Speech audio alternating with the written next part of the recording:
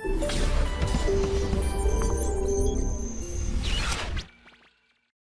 Students, next topic जो आज हम स्टार्ट करने वाले हैं जेई मेंस में टॉपिक का next chapter is mathematical reasoning. अच्छा, उससे पहले मैं उम्मीद करता हूँ आप सब अपने घर में या रूम्स में जहाँ भी हैं सेफली अच्छे से रह रहे होंगे और बढ़िया से अपना रिवीजन और पढ़ाई कर रहे होंगे। ठीक है, बिल्कुल अपना ध्यान रखिए और खूब मन लगा के जो टाइम मिला है उसका यूटिलाइजेशन करिए, खूब क्वेश्चंस करिए, खूब टेस्ट पेपर्स करिए, ताकि हमारी बहुत अच्छे से प्रैक्टिस हो जाए जिन एग्जाम्स की भी हम तैयारी कर रहे हैं उनके लिए। ठीक है ना? तो फिलहाल तो जेई मेंस और साथ साथ में जैसे जैसे टाइम मिले तो हम एडवांस की भी प्रैक्टिस कर सकते हैं क्वेश्चंस की।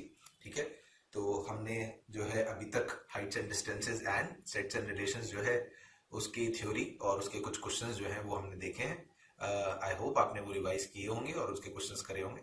नेक्स्ट जो चैप्टर हमें जेई मेंस टॉपिक्स में लेना है, जैसा आप जानते हैं मैथ्स में टोटल कितने टॉपिक्स हैं जेई मेंस में जो पूछे जाते हैं अलग से, वो है 4 ऐसे टॉपिक्स। तो उनमें से जो थर्ड वन आज हम देखेंगे मैथमेटिकल रीजनिंग, और एक और जो बचा है वो है स्टैटिस्टिक्स। तो मैथमेटिकल रीजनिंग और स्टैटिस्टिक्स के as compare to height and distances वगैरह ज्यादा, थोड़ी सी, मैं ये नहीं कहूंगा बहुत ज्यादा, पर हाँ थोड़ा सा चांस जो है ज्यादा होता है क्वेश्चन पूछने का।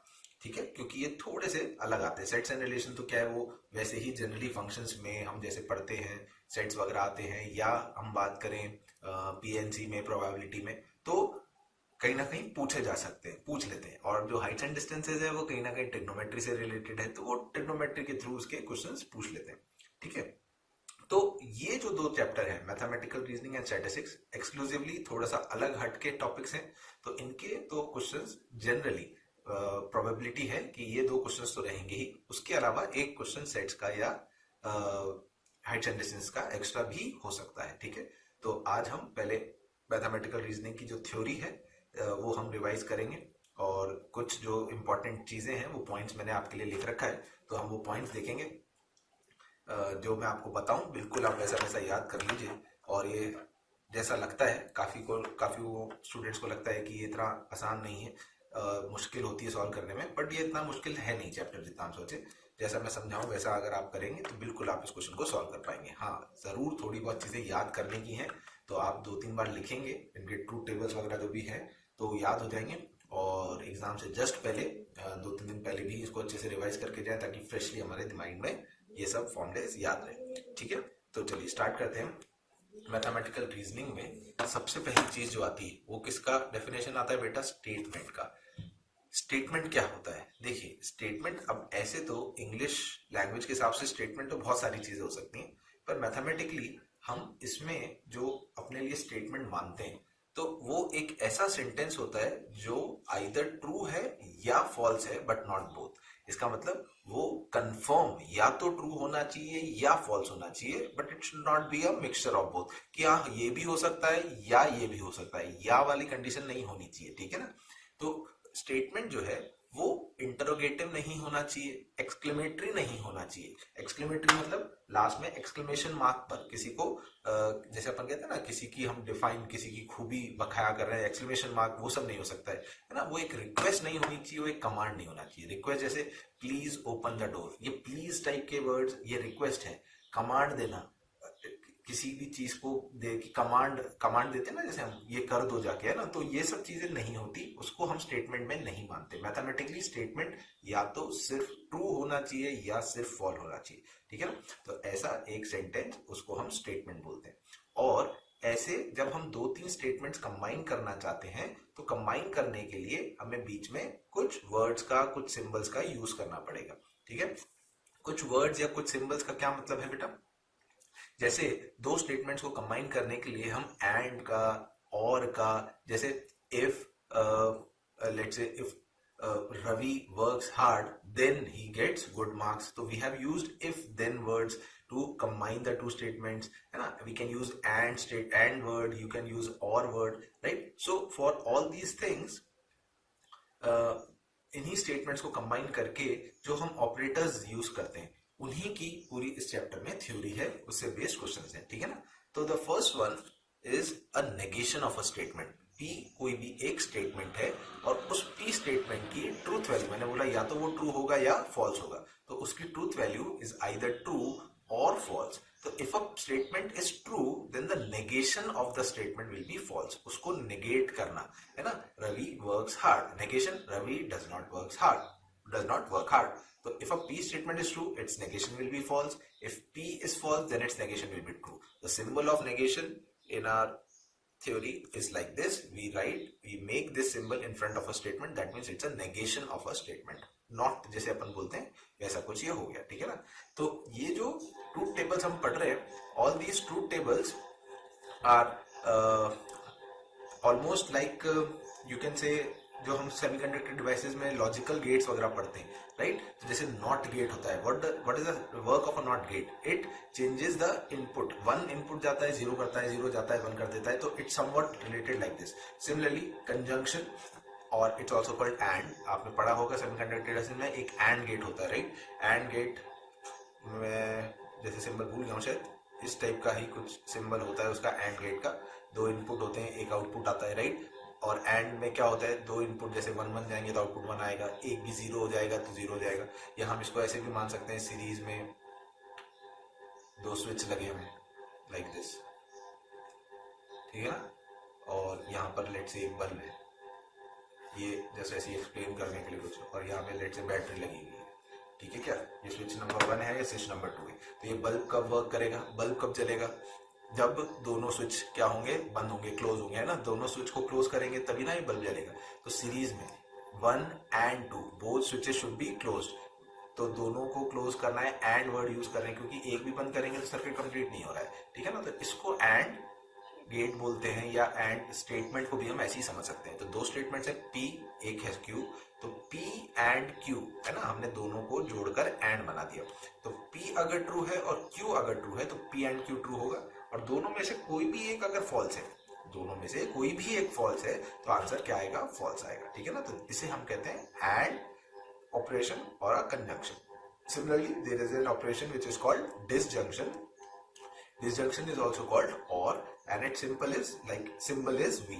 इसका सिंबल उल्टा V करके था. ऐसा सिंबल जब दो स्टेटमेंट्स के बीच में लगाएंगे एंड मानना है, और जब ये स्टेटमेंट लगाएंगे उसे और मानना है. और क्या होता है, और गेट होता था आई थिंक लाइक दिस, है ना.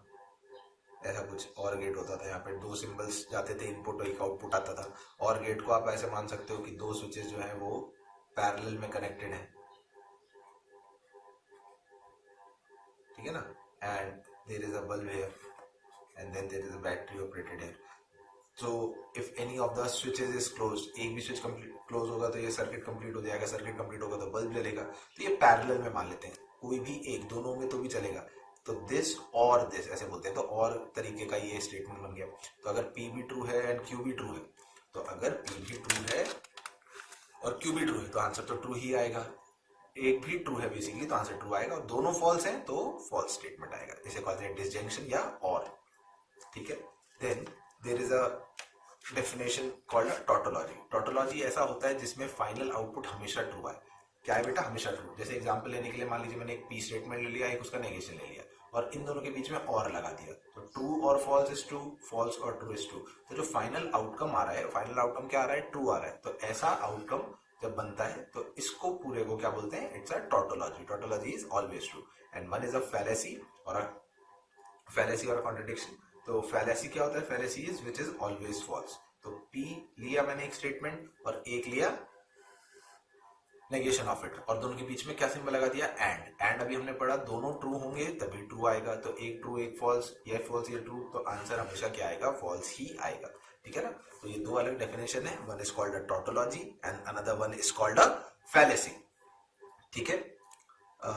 Next, then there comes if then statement. क्या होता है बेटा, इफ देन स्टेटमेंट. इसको हम इम्प्लीकेशन भी बोलते हैं या हम इसको कंडीशनल भी बोलते हैं. अच्छा, what is a if then statement? Let me tell you the symbols and all properly also. So for a if then statement we write like this: if P then Q. What do we write? If P then Q. और इसका symbol होता है P implies Q, ठीक है ना. या इसको P ऐसे एरो भी लगा सकते हैं, एरो एक ही डायरेक्शन में जा रहा है. तो P implies Q. This is called implication or an if then statement. You will have to learn the truth table of it. And the truth table is one statement is P and another is Q, then P implies Q. अगर P true है और Q true है तो answer true ही आएगा, P true है और Q false है तो फॉल्स आएगा। हर केस में आंसर ट्रू है except for the one case when the first statement is true and the second one is false. तो P implies Q will be a false statement, otherwise the option will be true, right? अच्छा, हमें इस बात का ध्यान रखना है कि ये जो P implies Q होता है ये इक्विवेलेंट है नेगेशन ऑफ P और Q के। अब आप बोलेंगे सर ये तो समझ में ही नहीं आ रहा है, इसका मतलब क्या है? तो हमें ऐसा इंग्लिश के थ्रू या उस बेसिकली क्या कहते हैं लॉजिकली समझने की जरूरत नहीं, आप इसको ट्रूथ टेबल के साथ समझेंगे तो ज्यादा अच्छा रहेगा। तो P implies Q का हमने बना रखा है ट्रूथ टेबल, अब हमें किसका बनाना है? नेगेशन ऑफ P और Q का। P मैंने यहाँ लिखा हुआ है, नेगेशन ऑफ P क्या हो जाएगा बेटा? नेगेशन ऑफ P हो जाएगा ट्रू का फॉल्स, ट्रू का फॉल्स, फॉल्स का ट्रू, फॉल्स का ट्रू, और Q का already true false true false है। और इनके बीच में आपने क्या लगाना है? और स्टेटमेंट। तो और स्टेटमेंट लगाएंगे तो फाइनल आंसर फॉल्स और ट्रू ट्रू होगा, फॉल्स एंड फॉल्स फॉल्स होगा, ट्रू एंड ट्रू ट्रू होगा, ट्रू एंड फॉल्स ट्रू होगा। तो ये जो फाइनल आउटकम आ रहा है, क्या ये P implies Q के ट्रूथ टेबल के सेम आ रहा है? तो इसका मतलब हम इसे मान सकते हैं कि ये दोनों इक्विवेलेंट। तो कभी P implies Q आए तो हम क्या कर सकते हैं? हम उसको चाहें तो नॉट ऑफ P और Q से भी रिप्लेस करके क्वेश्चन सॉल्व कर सकते हैं, ठीक है ना? अच्छा, अगली चीज पे आते हैं। ये हो गया हमारा if then statement. Then the next one is a biconditional statement. क्या होता है बाई कंडीशनल? बाई कंडीशनल को हम कैसे लिखते हैं इंग्लिश में? If and only if.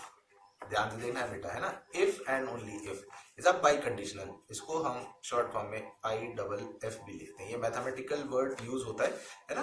तो इफ एंड ओनली इफ, और इसका सिंबल होता है P implies Q and Q implies P। दोनों तरफ एरो होता है, या आप डबल एरो भी लगा सकते हैं। और इसके ट्रूथ टेबल में जब P और Q दोनों का ट्रूथ वैल्यू सेम होता है, या तो दोनों ट्रू होने चाहिए या दोनों फॉल्स होने चाहिए, आइदर दोनों ट्रू या दोनों फॉल्स, तो फाइनल आउटकम ट्रू आएगा। ट्रू ट्रू तो ट्रू, ट्रू एंड फॉल्स तो फॉल्स, फॉल्स एंड ट्रू तो फॉल्स, फॉल्स एंड फॉल्स तो ट्रू। तो क्या बोला मैंने? दोनों का truth value same, true true false false, तो आंसर ट्रू आएगा, नहीं तो फॉल्स आएगा।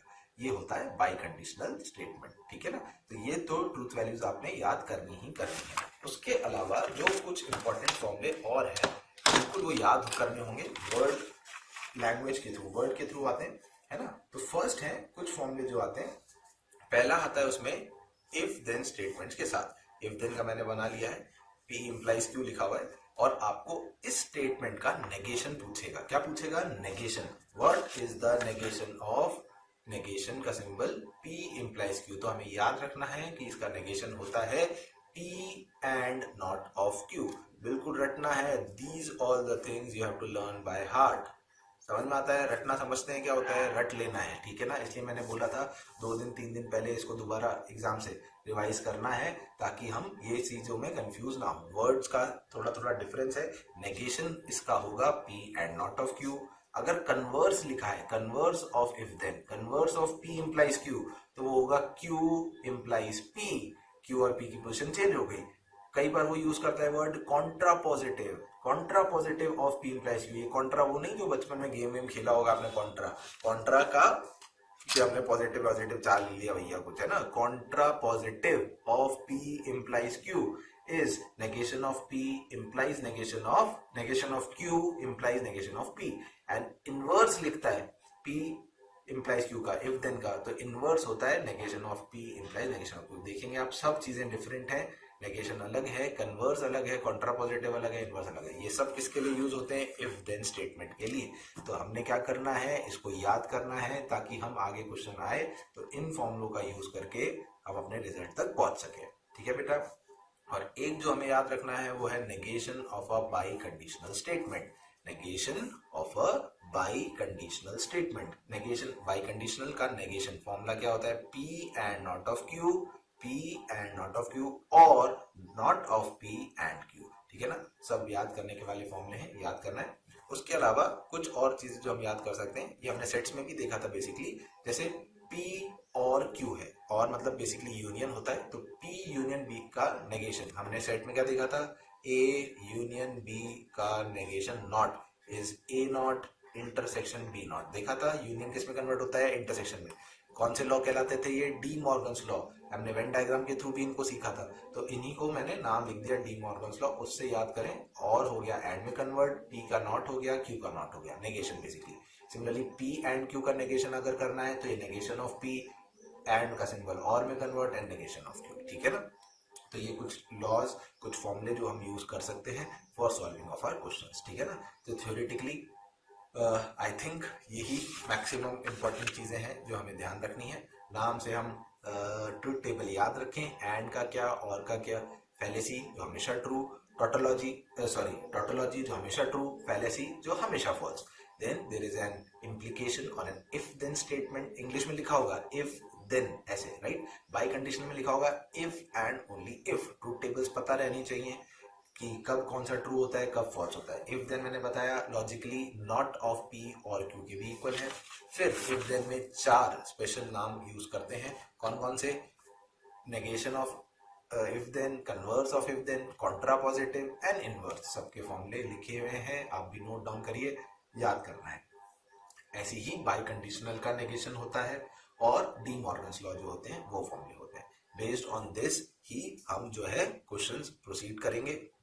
तो अब हमारा नेक्स्ट एम है कि हम जो है लास्ट ईयर के जो प्रीवियस ईयर्स में क्वेश्चंस आए हैं, कुछ मैं क्वेश्चन सॉल्व करता हूं ताकि आपका रिवीजन हो और आप सीख सकें कि ऐसे क्वेश्चंस कैसे टैकल करने हैं, ठीक है बेटा। चलिए, और कहीं भी जहां प्रॉब्लम आएगी, ये फॉर्मूले मैंने रखे हैं आपके पास, मैं बीच बीच में आपको फॉर्मूला दिखाता जाऊंगा कि देखिए ये फॉर्मूला ऐसे हम अप्लाई कर रहे हैं इन क्वेश्चन में, ठीक है। चलिए करें स्टार्ट क्वेश्चंस को। क्वेश्चंस में कुछ क्वेश्चंस लिख के लाया हूं आपके लिए, एक एक करके क्वेश्चन पढ़ते हैं, सोल्यूशन करते रहते हैं। क्वेश्चन नंबर 1 पढ़िए बेटा, आप लोग भी मेरे साथ साथ क्वेश्चन पढ़िए और करते जाइए। If, first question, if P implies P and not of Q, कोई भी एक स्टेटमेंट बना के दे दिया, कंपाउंड स्टेटमेंट है, जोड़ जाड़ के अलग अलग ऑपरेटर्स को स्टेटमेंट बना दिया, इज फॉल्स, ये स्टेटमेंट यदि फॉल्स है, then what are the truth values of P and Q respectively. तो P एंड Q की ट्रूथ वैल्यूज इनमें से क्या होगी। तो सबसे पहले हम ये देख रहे हैं कि एक कोई इम्प्लीकेशन स्टेटमेंट क्या है, फॉल्स है, समझ में बात, इम्प्लीकेशन स्टेटमेंट फॉल्स है। अच्छा, इम्प्लीकेशन स्टेटमेंट ये रहा, ये हमने ट्रूथ वैल्यू देखी, P इम्प्लाइज Q फॉल्स होने का मतलब पहला स्टेटमेंट ट्रू और दूसरा फॉल्स होना चाहिए। तो इसमें P implies P and not of Q का फॉल्स होना तभी पॉसिबल है जब ये ट्रू हो और ये फॉल्स हो। तो हमें यहाँ से P की वैल्यू तो पता पड़ी गई कि P की ट्रूथ वैल्यू क्या है, ट्रू, खत्म काम। अच्छा, P अगर ट्रू है और हम चाहते हैं P and not of Q को, P and not of Q को फॉल्स करें। P क्या है, ट्रू है, true and something should be equal to false. तो ये स्टेटमेंट यहाँ ट्रू नहीं होना चाहिए, क्योंकि ट्रू एंड ट्रू ट्रू हो जाएगा। इसका मतलब not of Q confirm false होना चाहिए। Q का नेगेशन अगर फॉल्स था तो Q क्या रहा होगा, ट्रू रहा होगा। तो हम अपने आंसर तक पहुंच चुके हैं कि P की वैल्यू हो गई ट्रू, Q की वैल्यू हो गई ट्रू। कब पहुंच पाए हम, ये बताओ। जो मैंने आपको समझाया कि अगर आपने ये ट्रूथ टेबल्स अच्छे से याद कर रखे हैं तो हम अपने आंसर्स तक फटाफट पहुंच जाएंगे, ठीक है ना। तो रटना जो बोला था, रटना ही है, ठीक है ना। क्वेश्चंस होते जाएंगे और फटाफट होंगे, ऐसा नहीं टाइम लगेगा, 1-1 मिनट के अंदर क्वेश्चन सॉल्व हो जाएंगे इस टाइप के, ठीक है। कुछ में टाइम लग भी सकता है, डिपेंड करता है। कई बार वो जैसे इसमें तो 2 ही स्टेटमेंट है, कई बार वो P Q R से मिला के कंपाउंड स्टेटमेंट बनाता है, तो कई बार ट्रूथ टेबल बना के चेक करना होता है, तो कुछ लेंदी हो भी सकते हैं, ठीक है। चलिए, आई होप समझ में आया पहला क्वेश्चन आपको कैसे किया हमने, ठीक है। चलिए अगला क्वेश्चन करें।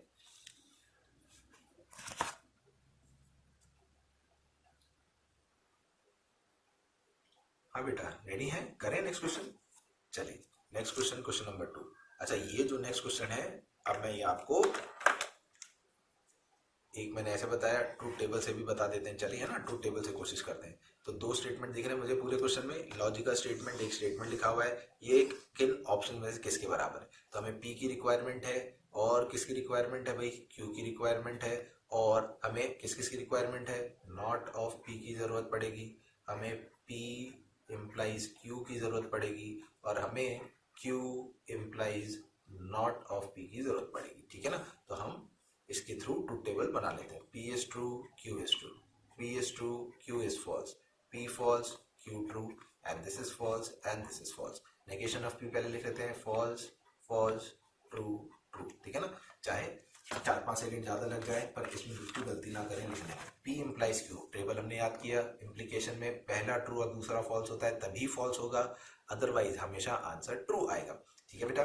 तो ट्रू ट्रू आंसर ट्रू आएगा, ट्रू फॉल्स तो फॉल्स आएगा, ये ट्रू आएगा, ये ट्रू आएगा, ठीक है।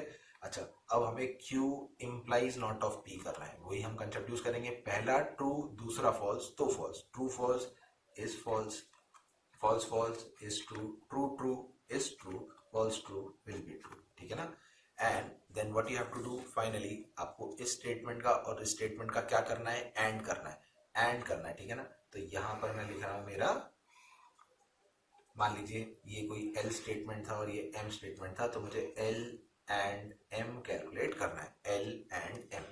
तो L and M, true and false का एंड होगा फॉल्स, फॉल्स और ट्रू का होगा फॉल्स, ट्रू ट्रू का होगा ट्रू, ट्रू ट्रू का होगा ट्रू। ये हमारा फाइनल आउटकम आ गया। अब हम इस लेवल पे पहुंच गए कि हम ऑप्शंस के थ्रू अपना आंसर फाइंड कर लें। तो ये बोल रहा है क्या ये P के इक्विवेलेंट है, P लिखा है true true false false, answer false false true true, गलत, तो it's not equivalent to P। क्या ये Q के इक्विवेलेंट है, ट्रू फॉल्स, फॉल्स फॉल्स लिखा है, ट्रू और फॉल्स ही मैच नहीं कर रहा है, it's not equivalent to P। क्या ये नॉट ऑफ P के बराबर है, सही है भाई, false false true true, false false true true, that means it is equivalent to not of P। तो दैट मींस इस क्वेश्चन का करेक्ट आंसर क्या हो गया बेटा, C इस क्वेश्चन का करेक्ट आंसर हो गया। समझ में आ गई बात। ट्रूथ टेबल बना के अगर हम क्वेश्चन करना चाहें तो हम कर सकते हैं, कोई बड़ी बात नहीं है, सब की ट्रूथ वैल्यू लिखते जाओ और जो फॉर्मूले मैंने बताए वो याद है तो बनाते जाओ ट्रूथ टेबल और ऑप्शंस के थ्रू चेक कर लीजिए, ठीक है ना। This is the I think I will say most common and easiest way to solve the questions of mathematical logic. चलिए नेक्स्ट क्वेश्चन देखते हैं बेटा। अब हम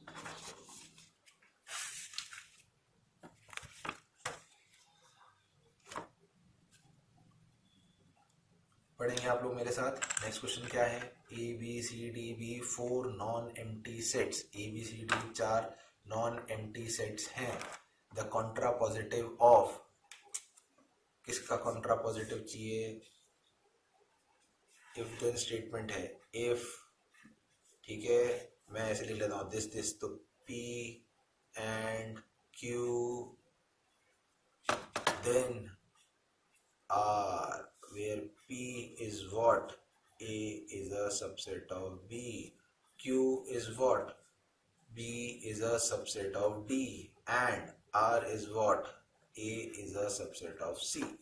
P, Q and R ये है, हमें if then स्टेटमेंट है बेसिकली, या इफ हटा दीजिए, दिस इम्प्लाइज दिस का कॉन्ट्रा पॉजिटिव चाहिए।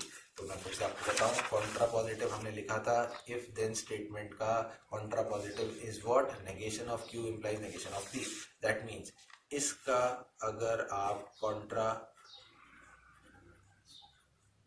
पॉजिटिव लिखना चाहते हैं तो इसके थ्रू बाद वाला स्टेटमेंट पहले, negation of R implies negation of P and Q।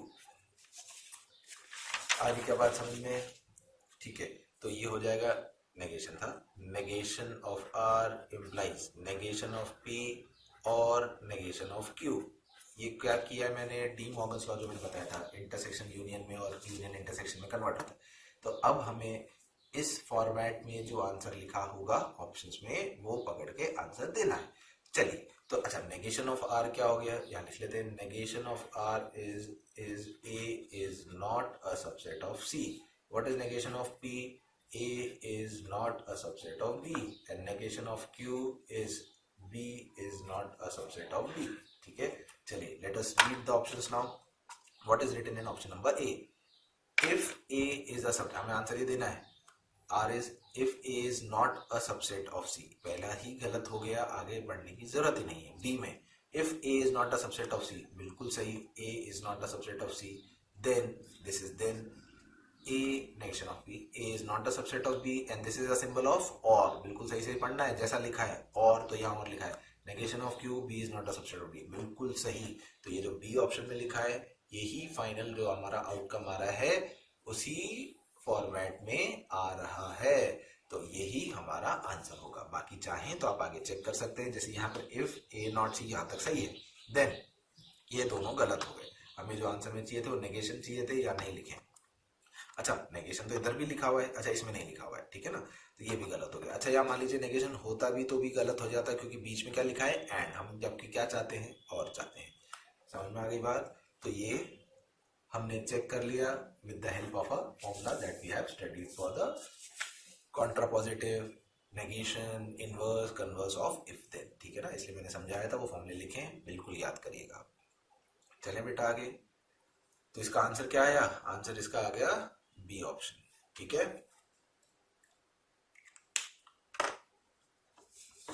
बढ़िए, मेरे साथ अगला क्वेश्चन, नेक्स्ट क्वेश्चन नंबर 4।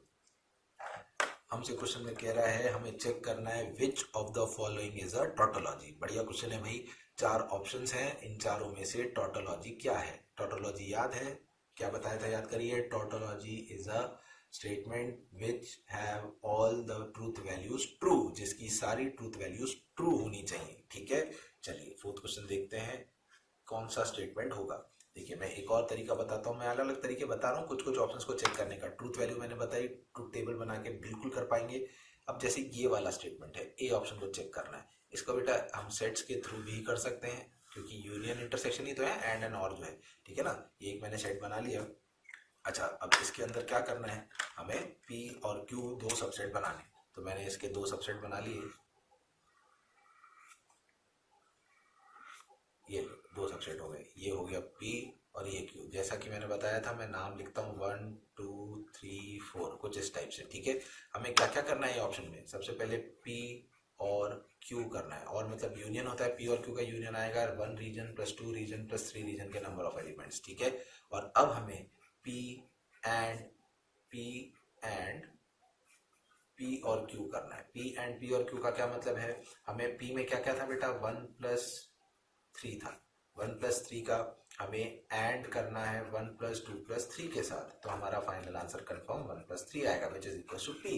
अच्छा, अब अगर ये फाइनल आंसर P के बराबर आ रहा है तो ये टोटोलॉजी कैसे हो सकता है? इसकी ट्रूथ वैल्यू तो P के बराबर है। अब P तो ट्रू भी हो सकता है और फॉल्स भी हो सकता है, तो इसका मतलब ये गलत हो गया। आगे बात समझ में। ऐसे ही हम भी ऑप्शन भी चेक कर पाएंगे, चाहो तो मैं एक बार फिर से आपको करके बता देता हूँ। क्या करना है हमको इसमें, हमें इसमें ये पेन डायग्राम बना हुआ है, इसी से मैं कर लूंगा। इसमें मुझे P एंड Q चाहिए पहले, तो P एंड Q किसके बराबर होगा, 3 के बराबर। फिर मुझे P का और करना है P एंड Q के साथ। P क्या था, 1 प्लस 3 का और 3 के साथ, तो क्या ये 1 प्लस 3 ही बचेगा जो अगेन P के बराबर है। बेटा अगर ये अगेन P के बराबर आएगा तो ये एक क्या कहते हैं, टोटोलॉजी नहीं हो सकता है, ठीक है। तो ऐसे अगर हम चेक करना चाहें तो कर सकते हैं। अब जैसे डी ऑप्शन है, सी और डी जैसे ही हमें दिख रहा थोड़ा सा भी अनकंफर्टेबल, मैं एक चेक कर देता हूँ, दूसरा आप अपने आप कर लेंगे, ठीक है। थोड़ा सा भी अनकंफर्टेबल हो, ट्रूथ टेबल बना लीजिए। लेट अस फटाफट P and Q, 2 statements, true true true false false true false and false. What else you require here? You require P implies Q, so we will take P imply Q.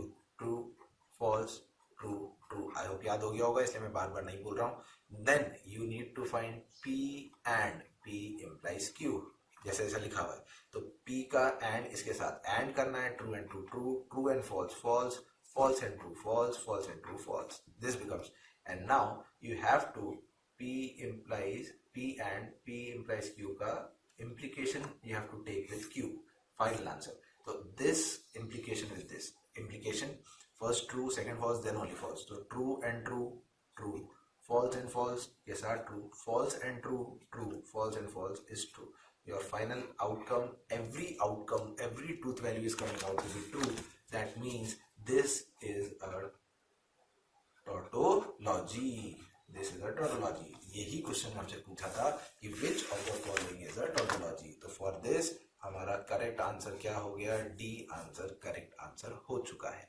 बिल्कुल इसी concept से I hope सी भी check कर लेंगे, जरूर करिए, practice होगी truth table बना के कि हमारा फाइनल आउटकम क्या आ रहा है, ठीक है ना। I leave it to you, और मुझे पक्का पता है आप कर लेंगे, ठीक है। चलिए अगला क्वेश्चन देखें। अब बहुत सिंपल सिंपल लगेंगे आपको, फटाफट कर लेंगे आप क्वेश्चंस।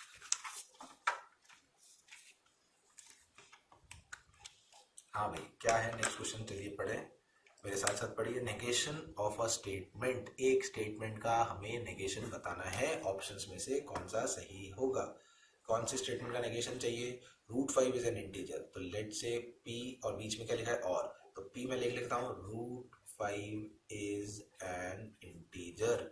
अभी मैं आपको सिखा रहा हूँ इसलिए मैं लिख के बता रहा हूँ, आप बाकी जब प्रैक्टिस हो जाएगी तो जल्दी से भी कर सकते हैं। और Q का स्टेटमेंट है 5 is irrational, √5 is an integer. अब हमें बीच में और दिया है, P और का सिंबल क्या बताया था, ये होता है, और अब हमें इसका नेगेशन निकालना है। तो P और Q का नेगेशन क्या होगा? Negation of P and negation of Q, दोनों स्टेटमेंट को नेगेट करना, उल्टा वर्ड, उल्टी लैंग्वेज का यूज करना, ये लैंग्वेज वाले क्वेश्चंस हैं। तो ऑप्शंस चेक करना शुरू करिए। √5 इज एन इंटीजर का negation, √5 is not an integer. 5 is irrational का 5 is not irrational. √5 is irrational, ये तो कहानी ही बदल दी भैया क्वेश्चन ने। √5 इंटीजर था या इर्रेशनल लिखा है, ये तो सही हो ही नहीं सकता। और का और है, जबकि हमारे फाइनल आंसर में एंड होना चाहिए, बात ही खत्म। आगे बढ़ते हैं। बी में क्या लिखा है भाई? बी में लिखा है √5 इज नॉट एन इंटीजर। बिल्कुल, क्या ये इस स्टेटमेंट का नेगेशन है? इसका उल्टा ही लिखा है, वही चाहिए। और हो गया एंड में कन्वर्ट। 5 इज इर्रेशनल की जगह 5 इज नॉट इर्रेशनल, बिल्कुल सही लग रहा है, सही फॉर्मेट में है, तो इसका बी ही आंसर होगा, बी ही आंसर है। आगे देख लेते क्या गलत है। √5 इज एन इंटीजर, ये इस स्टेटमेंट का नेगेशन नहीं है, तो ये गलत है। √5 इज नॉट एन इंटीजर सही है। 5 इज नॉट इर्रेशनल, ये भी इसका नेगेशन है, बट और की जगह और ही लिखा है, जबकि हमें एंड चाहिए, इसलिए डी भी गलत है। तो इसका एक ही ऑप्शन सही बैठ रहा है, कौन सा? B option. Okay, very simple. चलिए लास्ट एक क्वेश्चन और हम करेंगे, क्वेश्चन नंबर 6। चलिए पढ़िए, क्या है बेटा क्वेश्चन के अंदर।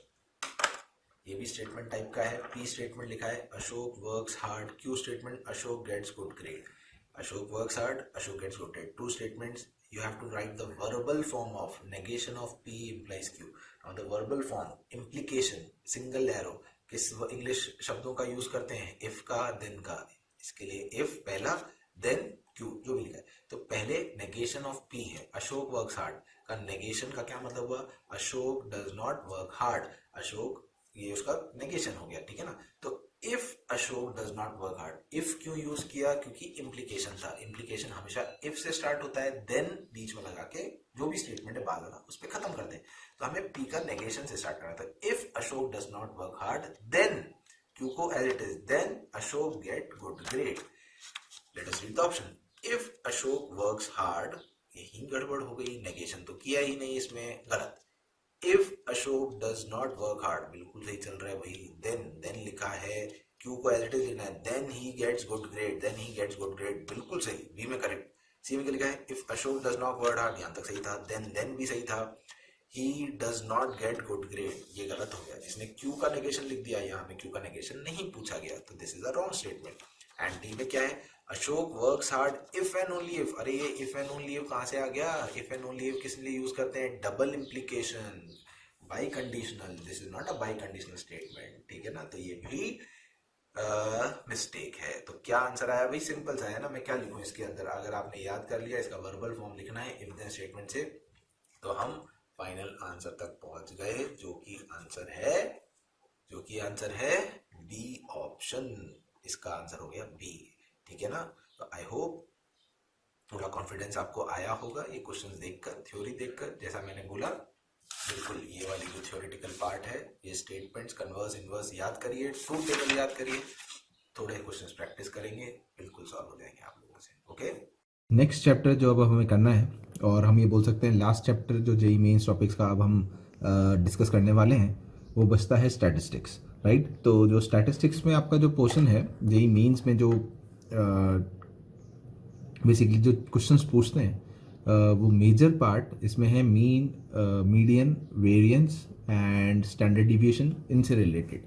Basically they ask you the dispersion वाला जो पार्ट है वो है हमारे सिलेबस में डिस्पर्जन का मतलब होता है डेटा जो है वो कितना डिविएटेड है, कितना डिस्पर्स्ड है, अलोंग मीन है या मीडियन है एंड ऑल्सो, है ना। तो मोर देन 80-85% क्वेश्चन जो हैं वो जो है वेरिएंस और स्टैंडर्ड डिविएशन से रिलेटेड, मीन से रिलेटेड ही रहते हैं। तो अपन को ज़्यादा से ज़्यादा फोकस इसी पे रखना है, ठीक है। बाकी जो थोड़ा बहुत और कुछ डेटा पूछ लेते हैं वो रैंडम वेरिएबल प्रोबेबिलिटी डिस्ट्रीब्यूशन में पूछ लेते हैं, जो प्रोबेबिलिटी में भी हम आप उसमें भी क्वेश्चंस वो वाले जो हैं प्रैक्टिस कर सकते हैं। तो पहले पे कुछ चीज़ें रिवाइज करा देता हूँ। सबसे पहले जैसे मीन जो होता है ना, मीन का जो फॉर्मूला होता है, आई होप आप सभी को पता होगा what is the formula of mean. Mean होता है sigma x i divided by n. Sigma x i divided by n मतलब जो जितने भी ऑब्जर्वेशंस हैं उन सभी का sum divided by number of observations. अच्छा, अगर each data is multiplied by a fix constant, each data is multiplied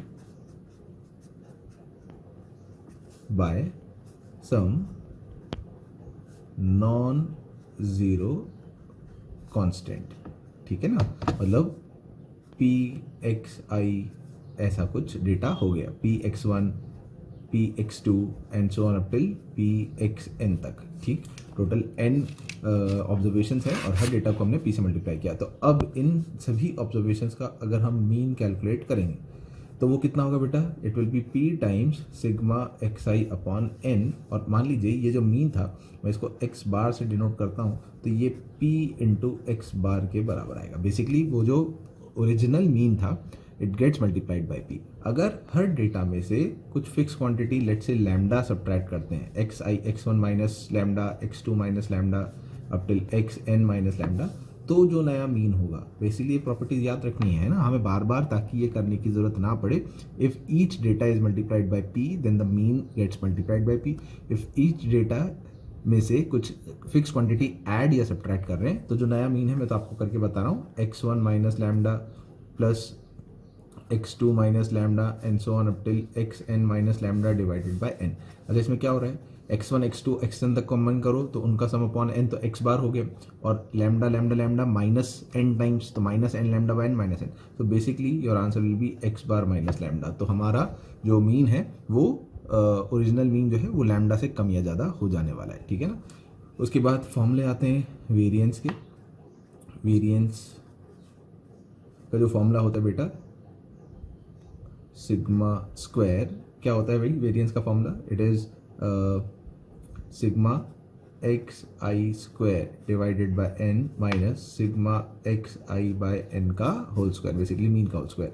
और you can also say sigma जो होता है it is called standard deviation and it will be root of sigma x I square by N minus sigma x I by N का whole square. Maximum काम आपका इन्हीं से हो जाएगा। अच्छा, ये ध्यान रखना है वेरिएंस और जो स्टैंडर्ड डिविएशन है remains unchanged if a fixed quantity is added or subtracted from each data. ठीक है भाई, मीन में फ़र्क पड़ा था, मीन में तो जो मीन था वो ओरिजिनल मीन में से उतनी ही फिक्स क्वांटिटी से ऐड या सब्ट्रैक्ट हो गया था।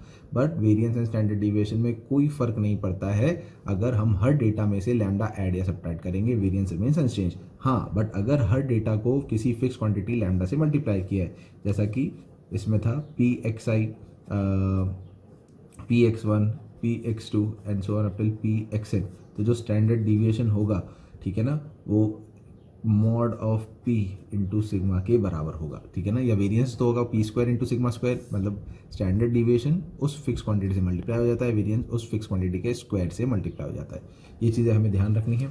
उसके अलावा जो मैं प्रोबेबिलिटी में बात कर रहा था, रैंडम प्रोबेबिलिटी डिस्ट्रीब्यूशन टेबल और ये सब दे रखे होते हैं, उसमें हमें जनरली बायनॉमियल डिस्ट्रीब्यूशन वगैरह की बातें पता रहनी चाहिए। बायनॉमियल डिस्ट्रीब्यूशन में क्या होता है, बायनॉमियल डिस्ट्रीब्यूशन में एक एक्सपेरिमेंट परफॉर्म होता है, उस एक्सपेरिमेंट के सिर्फ 2 आउटकम हो सकते हैं। कॉइन को टॉस किया, हेड आ सकता है या टेल आ सकता है। डाइस को रोल किया, या तो प्राइम नंबर आएगा या प्राइम नंबर नहीं आएगा, या डाइस को रोल किया इवन नंबर आएगा या ऑड नंबर आएगा। तो दो ही आउटकम हो सकते हैं, उनमें से एक आउटकम सक्सेस है और एक आउटकम फेलियर है हमारे लिए अकॉर्डिंग टू द क्वेश्चन जो भी है। Probability of success is P and probability of failure is Q।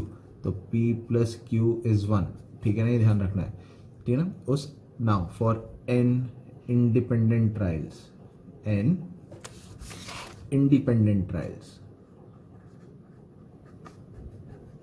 n independent trials, ठीक है ना। what you have to find is, you have to find probability of R success।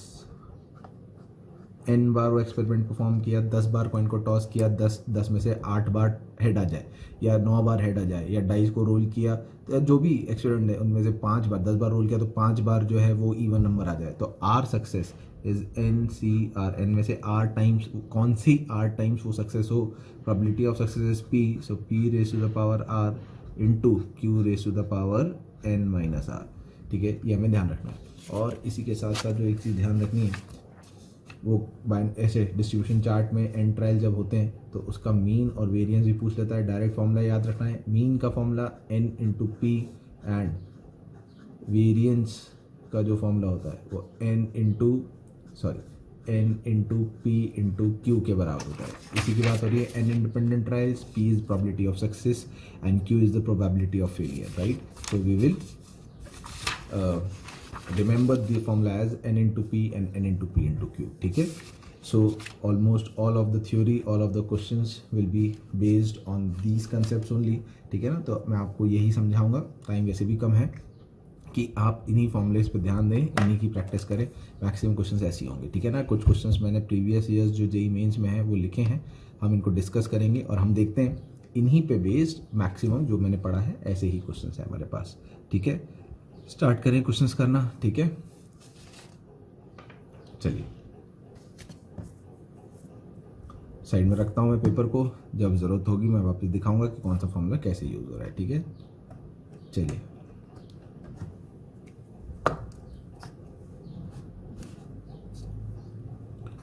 Question number 1 क्या लिखा है बेटा, क्वेश्चन नंबर 1 में पढ़िए। A random variable x has the following probability. कोई भी एक वेरिएबल x है तो x का 1 होना या 2 होना या 3 होना या 4 होना या 5 होना, ये होने की करस्पॉन्डिंग प्रोबेबिलिटीज गिवन है। तो हम जानते हैं इसमें टोटल 5 जो केस हैं, 1 2 3 4 5, ये हो गए एग्जॉस्टिव इवेंट। इसका मतलब इनकी जो टोटल प्रोबेबिलिटी है इनका सम 1 के बराबर होना चाहिए, ठीक है ना।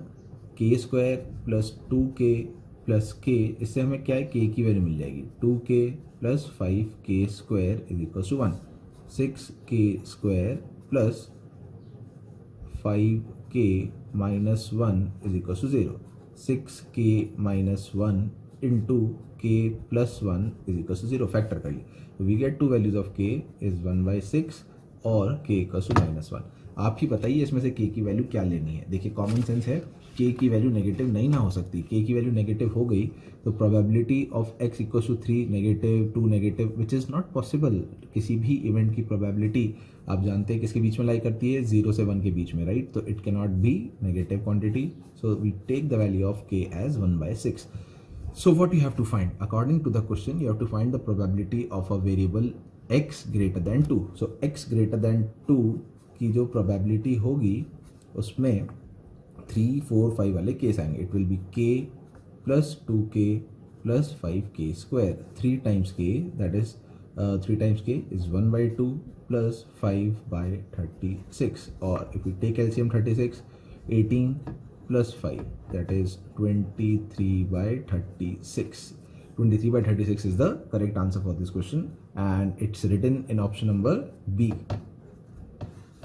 हम देख पा रहे हैं B ऑप्शन में लिखा है 23/36, तो this is the right answer, ठीक है। सिंपल सा है question.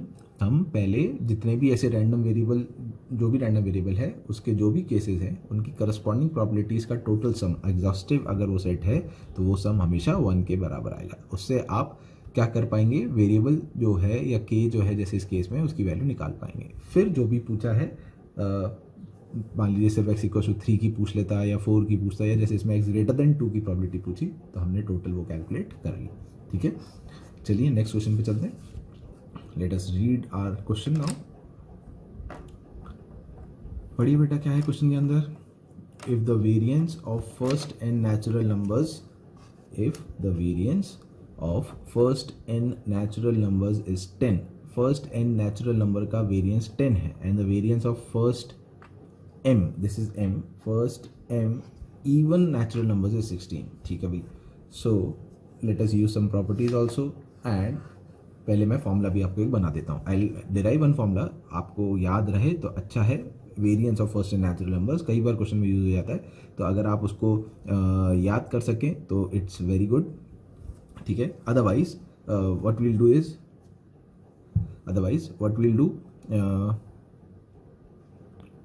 Will just derive it. नहीं याद हुआ तो आप उसको डिराइव भी कर पाएंगे वहाँ पर। वेरिएंस का क्या फॉर्मूला हमने लिखा था बेटा, sigma x I square by N minus sigma x I by N का होल स्क्वायर। ये वेरिएंस का हमने फॉर्मूला लिखा था। ठीक है, ये हमें 10 दे रखा है, और हम किसकी बात करें, first and natural numbers, that is 1 square plus 2 square and so on up till n square divided bye n minus 1 plus 2 and so on up till n divided by n is का whole square is equals to 10. This is, you know, the formula of sigma n square, n into n plus 1 into 2n plus 1 divided by n minus n into n plus 1 by 2 into n ka whole square becomes 10. One n gets cancelled, you can cancel n from here also, right? You can take by 6 भी होता है, sorry, n into n plus 1 into 2n plus 1 by 6. You can take n plus 1 common, it will become 2n plus 1 by 6 minus 1n plus 1 upon 4 into n plus 1 is equals to 10. Correct? So on solving this, when you will calculate, finally you will get this as n square minus 1 by 12 is equals to 10. So this is what I was talking about. You can remember this formula after taking LCM. The sum of what? The sum of first n natural numbers, the variance of first n natural numbers, n square minus 1 by 12. So 120, 121, the value of n from here comes out to be 11. ठीक है ना, this is the first part. We have to calculate the value of m plus n. Now we'll use the property. What was the property? Let me remind you again. The property was, if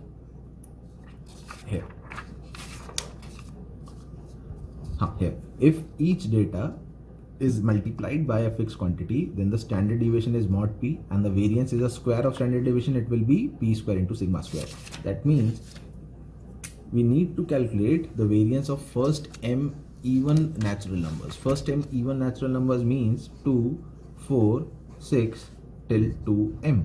So if you take 2 common, or you can say 1, 2, 3, 4, 5, 6, 7, 8 m को सब data को 2 से multiply कर दिए, तो variance का क्या formula होगा बेटा, m स्क्वायर माइनस 1 बाई 12 जो हमने पहले डिराइव किया, और जो क्वांटिटी से मल्टीप्लाई किया है उसके स्क्वायर से मल्टीप्लाई करेंगे, ये दे रखा है 16. सो m square minus 1 by 12 is 4, m square is 49, and m comes out to be 7 from here. So we'll get the value of m also and n also. Then m plus n पूछा है तो m plus n add करेंगे तो answer आ रहा है 18.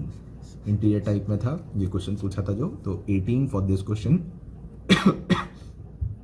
becomes the correct answer. ठीक है, सो I hope आपके समझ में आया है, ये फॉर्मूला याद कर सकें, even n first N natural numbers के वेरिएंस का फॉर्मूला, तो वेल एंड गुड. और इवन नेचुरल नंबर्स की बात कर रहा है फर्स्ट टाइम, तो हर नंबर को 2 से मल्टीप्लाई किया तो variance gets multiplied by the square of that number. Standard deviation होता तो 2 से करते, वेरिएंस है तो 4 से किया. ठीक है, चले बेटा नेक्स्ट क्वेश्चन पे चलिए. नेक्स्ट क्वेश्चन नंबर 3 रीड करते हैं क्वेश्चन को. If mean and variance of 8 numbers, 8 number का मीन और वेरिएंस हमें गिवन है 10 एंड 25 रिस्पेक्टिवली. 10 तो हो गया मीन और वेरिएंस हो गया 25. तो x इंटू वाई की जो है वो क्या वैल्यू होगी, करेक्ट, वो वैल्यू हमें कैलकुलेट करके चेक करना है. ठीक है, तो हम मीन का फॉर्मूला भी जानते हैं, वेरिएंस का फॉर्मूला भी जानते हैं, डेटा जो है हमें गिवन है ही। तो what should we do? We'll write the formulas and then calculate mean and variance, right. तो सबसे पहले mean, what is the formula of mean? Sigma x I by N, ठीक है ना। तो sigma x I means 3 + 7 10, 10 + 9 19, 19 + 12 31, 31 + 13 44, 44 + 20 64 + x + y। कितना सम हो गया था भाई? 64 upon 1 2 3 4 5 6 7 8 divided by 8 is equal to how much? 10, ठीक है। So 80 - 64, so x + y comes out to be 16, equation number 1। ये मैंने बना के रख लिया। And similarly what is the formula of variance? That is sigma x I square by N minus mean का square, right. तो mean of this data is already given to be 10, so square becomes 100, variance यही होगा, is equals to 25, correct. So the square of the numbers, sigma 3 square is 9, 7 square is 49, plus 9 square is 81, plus 12 square 144, plus 13 square 169, plus x square plus y square divided by 8 is equals to 125, ठीक है बेटा। सो when you will calculate the value of x square plus y square, मैं पहले calculate किया था, it comes out to be 148, equation number 2। x plus y 16, x square plus y square is 148, and what you have to calculate is you have to calculate the value of x into y. So what you do is just square this equation. क्या करेंगे हम? इस equation की करेंगे squaring. Square करने पे कितना आएगा? x square plus y square plus 2xy is equals to 16 का स्क्वायर, ठीक है ना, that is 256। x square plus y square is 158, तो 2xy comes out to be 108, तो x into y comes out to be 54। समझ में आ गया भाई? Very simple. x into y की वैल्यू हो गई 54, तो इंटीजर टाइप में इसका आंसर है कितना? 54, ठीक है बेटा। Again this is a direct formula based type of question. Clear है नहीं भाई? ठीक है, कर पाएंगे ना ऐसे क्वेश्चन अब? चलो नेक्स्ट, फोर्थ क्वेश्चन क्या है? अगले क्वेश्चन में बताइए। मीन एंड वेरिएंस, देखिए फिर से वही बार बार एक ही चीज़ जो मैं आपको बोला, mean, variance, standard deviation, maximum question इसी पे हैं। Of 20 observations are found to be 10 and 4 respectively. 10 observation का मीन और वेरिएंस, तो मीन का फॉर्मूला हो गया sigma x I by 10 is given out to be 10, that means sigma x I becomes 100, ठीक है। On rechecking it was found that एक observation 9 को गलत पढ़ लिया था, वो 11 था। तो अगर हमें करेक्ट सम निकालना है टर्म्स का, इनमें जितने भी टर्म्स हैं, एक 9 गलत था, तो मैं क्या करता हूँ, जो गलत था उसको हटा देता हूँ और करेक्ट वैल्यू ऐड कर देता हूँ। तो एक तरीके से मैंने सिग्मा एक्स आई में कितना? 2 ऐड कर दिया, तो इट बिकम्स 102, सही है।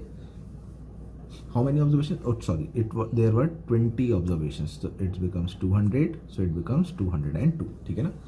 So this is the new sum, ठीक है ना। तो what will be the new mean? कितना हो जाएगा बेटा? New mean will be 202 divided by 20, this is the new mean. Okay, similarly we have to do the process of variance also. Sigma xi square by n minus sigma xi square by n minus mean. Mean was how much? 10. So 10 का square is 100. It's given out to be how much? 4. ठीक है, n is 20. Sigma xi square divided by 20 is 104. Sigma xi square becomes 2080। ये पुराने जो terms हैं उन सभी terms के स्क्वायर का सम गिवन है 2080 के बराबर, ठीक है। So what you have to do is now you have to find the correct sigma x I square. एक कौन सा गलत था बेटा? 9 गलत था, 11 था, तो हम क्या करेंगे, उसका स्क्वायर सबट्रैक्ट कर देते हैं 9 का, और करेक्ट 11 का दैट इज 121 हम जोड़ देते हैं, तो इट बिकम्स लाइक दिस, ठीक है। So the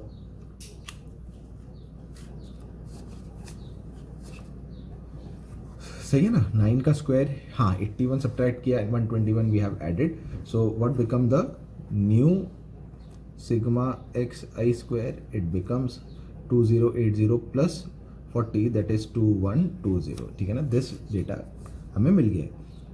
Then the correct variance is, okay, now we have to calculate the correct variance. So correct variance sigma square will be how much? Sigma xi square, that is 2120 by n minus the correct mean, that is 202 by 20 का whole square. ये हमें calculations करनी है. Calculative, थोड़ा सा calculative है ये वाला पार्ट, ठीक है. कंसेप्ट में समझा देता हूँ. नया हमें ऑलरेडी जो डेटा है उसका मीन तो पता ही है, पर हमने 9 को गलत पढ़ लिया. एक ऑब्जर्वेशन थी 9, वो 11 होनी चाहिए थी, right.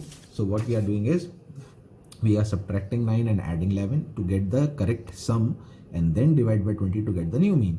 Similarly for the variance में से, क्योंकि सिग्मा एक्स आई स्क्वायर होता है तो हर डेटा का स्क्वायर था, तो 9 का स्क्वायर एक्स्ट्रा एडेड था, गलत एडेड था तो पहले वो घटाया, और सही ऐड 11 का स्क्वायर करना था तो वो किया, तो उससे हमने सिग्मा एक्स आई स्क्वायर निकाल लिया. Next you just apply the formula and calculate it. When you calculate you will get the answer as 3.99. Calculation ध्यान से करनी है क्योंकि बहुत क्लोज डेटा दिया हुआ था, so that's up to you. Calculate it properly and get the answer. So for this question the correct answer comes out to be A. ठीक है बेटा, समझ में आते जा रहा है आपको. चलिए नेक्स्ट क्वेश्चन पे आ जाए. अब हम 4 क्वेश्चन कर ली. Next we come to question number 5 now. Let us read this question. What is question number 5? It's mean and standard deviation. Again mean and variance, mean and standard deviation almost सब वही. Of 10 observations are 20 and 2 रिस्पेक्टिवली. ठीक है. 5th, if each of these observation is multiplied by p, let's say the observations were x1, x2 and up till x10, ठीक है ना. तो इनका mean that is sigma xi by 10 was 20, that becomes 200 and their standard deviation is given out to be, let's say पहले हम देख तो लें कि ज़रूरत है भी नहीं है. Multiplied by P and then reduce by Q. हर डेटा को पी x1 माइनस क्यू, पहले p से मल्टीप्लाई किया, p x2 माइनस क्यू और फिर q से सब्ट्रैक्ट किया, p x10 माइनस क्यू. ये डेटा हो गया. If the new mean and standard deviation becomes half of the original value, तो न्यू मीन और वेरिएंस है वो ओरिजिनल डेटा का क्या हो जा रहा है, हाफ हो जा रहा है. ठीक है. तो मीन अभी हमने पढ़ा था कि अगर हम हर डेटा को p से मल्टीप्लाई करते हैं तो मीन भी p से मल्टीप्लाई होता है, और q घटाते हैं हर डेटा में से तो मीन उतने ही डेटा से कम हो जाता है. तो जो न्यू मीन होगा, हाँ बेटा, कितना होगा वो न्यू मीन जो होगा, वो ओरिजिनल मीन कितना दिया था, original mean was 20, right. So 20 p into 20, mean gets multiplied by p and subtracted by q and it becomes half of the original value. So equation number 1, original value 20 थी by mean upon 10 था ना, sigma xi by 10 is given out to be 20. So इसका half हो गया, मतलब 10 हो गया. और यही चीज़ अगर स्टैंडर्ड डिविएशन में बात करें, स्टैंडर्ड डिविएशन भी मैंने आपको फॉर्मूला बताया था. क्या बताया था? हर क्वांटिटी में से कुछ सब्ट्रैक्ट ऐड करने से स्टैंडर्ड डिविएशन रिमेन्स अनचेंज. तो ये बेटा Q का तो कोई इफेक्ट होगा नहीं, पर P से standard deviation will become mod of P into what was the original standard deviation 2. तो mod of P and the new one will become half of it, that is 1. So from here you will get the value of P as either half or minus half. If P is 1 by 2, 10, so Q becomes 0, and if P is minus half, so Q becomes minus 20. Now question में given है Q is not 0, so I'll reject this case. That means P cannot be half. Q comes out to be minus 20, which is written in option number A. समझ में आ गई? Formula लगा के करेंगे तो थोड़ा लेंदी होगा, प्रॉपर्टी से करेंगे तो बेटा आप इस क्वेश्चन को जल्दी सॉल्व कर पाएंगे. ठीक है, चलिए करें अब हम नेक्स्ट क्वेश्चन पे. चलिए नेक्स्ट क्वेश्चन पढ़ते हैं. Question number 6. What is the question? Let the observations xi i1 से 10, total 10 observations, satisfy the equation sigma xi minus 5 1 से 10 तक. इस xi माइनस 5 का जो सिग्मा है वो 10 है, और इन्हीं सब डेटा के स्क्वायर का सम 40 है. ठीक है. If mu and lambda are mean and variance, of xi, x1 minus 3, x2 minus 3 and x10 minus 3. तो you have to find the ordered pair mu comma lambda. ठीक है बेटा, अगेन हम प्रॉपर्टी जहाँ तक होगा वो यूज़ करेंगे. हमें सिग्मा xi माइनस 5 जहाँ i की वैल्यू 1 से 10 तक है, इसकी वैल्यू 10 दे रखी है. ठीक है. So what happens is, if we calculate the mean of this data, that is sigma xi minus 5, 10 observations 10 से divide करूँगा, so it becomes 1, right? And what happens is mu and lambda the mean and variance of x1 minus 3. ठीक है, हर data में से हमने 3 subtract कर रखा है और इसका हमें मीन कैलकुलेट करना है. क्या मैं इसको x1 माइनस 5 प्लस 2 लिख सकता हूँ, x2 माइनस 5 प्लस 2 लिख सकता हूँ, और ऐसे ही इसको x10 माइनस 5 प्लस 2 लिख सकता हूँ. मैं क्या करने वाला हूँ, मैं प्रॉपर्टी यूज़ करने वाला हूँ. इन सब का जो सम था, इन सब का सम कितना था, 10 के बराबर. इन सब का सम तो कितना हो गया, 10, और ये 2 2 2 2 और कितनी बार जुड़ा, 10 बार और जुड़ा. तो अगर मैं इन सब का सम करना चाहूँ, sigma x1 minus 5 xi minus 5 plus 2 का, so it will become 10 plus 2 added how many times, 10 times, that is 20. So it comes out to be 30, right? So the mean of this data will be 30 divided by number of observations, that is 3. समझ में आ गई बात. तो हमने mean तो इसका calculate कर लिया, और इसी तरह से हम करने चाह रहे हैं वेरिएंस कैलकुलेट. अब वेरिएंस में मैं ये यूज़ करने वाला हूँ कि वेरिएंस जो होता है वो डेटा में से कुछ सब्ट्रैक्ट करो, ऐड करो, तो कोई फ़र्क नहीं पड़ता है. तो अगर मैं गिवन डेटा का ही वेरिएंस निकाल लूँ, that is sigma xi minus 5 का whole square divided by 10 minus sigma xi minus 5 by 10 का होल स्क्वायर. तो I don't think there will be any change because it's independent of the scale. कितने से change कर रहे हैं, add subtract कर रहे हैं, कोई फ़र्क नहीं पड़ता. 3 माइनस 3 का निकालूँ, माइनस 5 का निकालूँ, सब सेम ही बात. ये हमें कितना दे रखा था, 40 by 10 becomes 4 minus sigma xi minus 5 का सम 10 by 10 is 1. This is again 3. So this is mu is 3 and this is what, lambda is also 3. You have to find the ordered pair. So the ordered pair 3, 3 is written in option D. ठीक है बेटा. So for this D becomes the correct answer. ठीक है, चलिए let us look into the next question now. The next question is question number 7. The outcome of 30 items was observed. ठीक है, total 30 items के outcome observe करे गए हैं. तो उसमें से 10 डेटा तो कितना है, हाफ माइनस डी. टोटल ऐसे 10 डेटा है. ठीक है, हाफ 10 बार है एंड हाफ प्लस डी भी टोटल 10 बार है. ये हमें दिया हुआ है. ठीक है ना. If variance of this data, इस डेटा का वेरिएंस दिया, what is the variance of the data, formula क्या होगा, तो हाफ माइनस डी का square 10 times sigma xi square, हर डेटा का स्क्वायर करके सम करना है, प्लस 10 टाइम्स ऑफ हाफ का square plus 10 times half plus D का square divided by the number of terms. How many number of terms, 30, right. Minus mean is sum of all the data. तो बेटा half minus D 10 बार जुड़ा, half 10 बार जुड़ा, और half plus D 10 बार जुड़ा. तो ये minus D और प्लस डी 10 टाइम्स कैंसिल.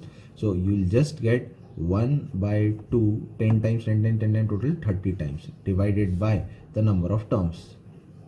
ठीक है ना, divided by the number of terms का whole square is what you have to calculate, का whole square, and this data is given out to be 4/3.